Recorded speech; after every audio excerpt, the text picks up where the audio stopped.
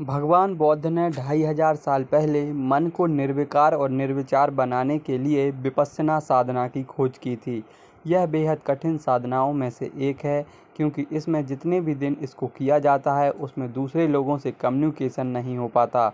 इसमें केवल ध्यान ही किया जाता है। ऐसे ही 10 दिन की कठिन साधना सागर केंद्रीय जेल में कैदियों के द्वारा की जा रही है। कैदियों के आध्यात्मिक और सर्वांगीण विकास के लिए इसको कराया जा रहा है।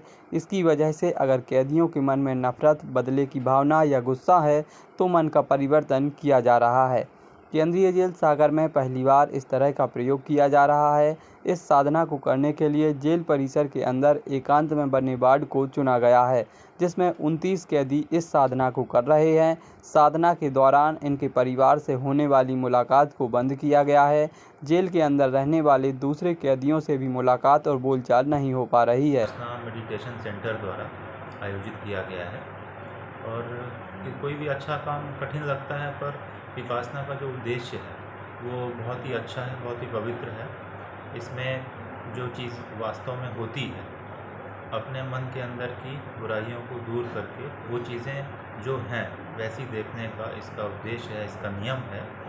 इसके लिए हमने 29 बंदियों का चयन किया था, जिन्होंने स्वेच्छा से शिविर में आने का आवेदन दिया था और साधकों के द्वारा, आचार्य लोगों के द्वारा 10 दिवसीय इस शिविर का आयोजन किया गया है, जो सफलतापूर्वक आयोजित हो रहा है।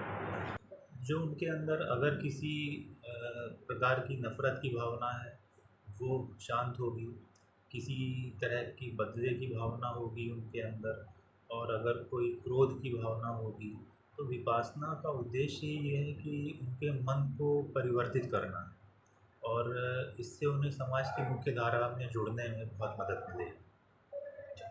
और ये जो साधना है ये अंदर से अपने विकारों को निकालने की साधना है।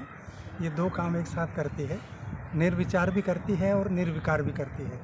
ये 10 दिनों तक हम अपने सारे इनकमिंग्स, जैसे मोबाइल है, न्यूज़पेपर है, बातचीत है, सारे इनकमिंग्स बंद कर देते हैं। तो वो जो वन वे ट्रैफिक है वो खाली हो जाता है। तो वन वे ट्रैफिक जब खाली हो जाता है तो फिर अंदर का कचरा निकलना शुरू होता है, जो कि साधक खुद महसूस भी करता है। भगवान बुद्ध ने इसको लगभग 2500 साल पहले इसकी खोज की थी, तब से अनवरत चल रही है।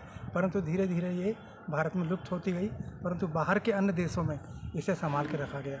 तो 1969 में श्री सत्यनारायण जी गोयनका, जो हमारे प्रिंसिपल टीचर भी हैं, उन्होंने म्यांमार से इस विधि को इंडिया में लाया और फिर यहाँ से लगभग 120 देशों में ये अभी काम कर रही है। और हम लोग कम से कम लगभग अंदाज़न 2000 टीचर्स और हमारे असिस्टेंट्स लोग निःशुल्क सेवा देते हैं और जन सेवा के कार्यक्रम में लगे हुए हैं।